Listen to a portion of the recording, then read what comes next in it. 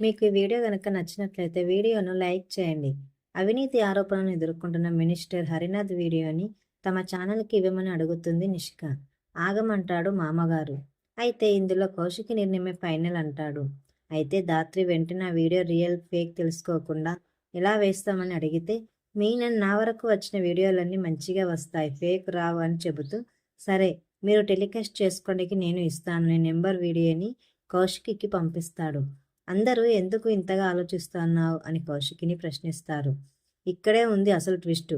మీనన్ తన ఫ్రెండ్ అయిన మినిస్టర్ హరినాథ్తో మాట్లాడి కౌశికిని మన బుట్టలో పడేలా చేసుకున్నాను అని హ్యాపీగా షేర్ చేసుకుంటాడు. నేనేవో చిన్న చిన్న స్కాములు చేసుకుంటూ ఉంటే కౌశికి నన్ను ఇరికించి నా మీద పగబట్టినట్టుంది అంటాడు మినిస్టర్. ఇద్దరూ కలిసి కౌశికితో ఎలా ఆడుకోవాలో, ఆమెను ఎలా దెబ్బతీయాలో ప్లాన్ చేసుకుంటారు. మరోవైపు దాత్ర ఆ వీడియో నిజమా ఫేకా అని ఆరా తీస్తుంది. చివరికి ఫేక్ కాదు, రియల్ అని తెలుస్తుంది. కానీ దాత్రికి ఇదంతా ఏదో తేడాగా అనిపిస్తుంది.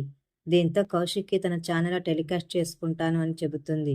ఆఫీస్కి పంపించే ప్రయత్నం చేస్తుంది, కానీ మధ్యలో అడ్డు తగులుతుంది నిషిక.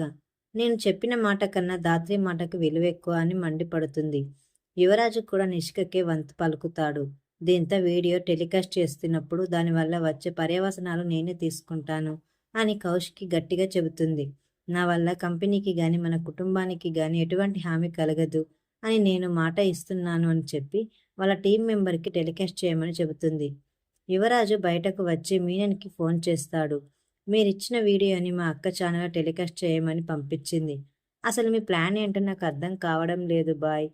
నిన్ను వజ్రపాటి గ్రూప్ ఆఫ్ కంపెనీలకి సీఈఓ చేయడమే యువరాజ్ అని మీనన్ అంటాడు. మీరంటున్నది ఎంతో నాకు అర్థం కావటం లేదు బాయ్.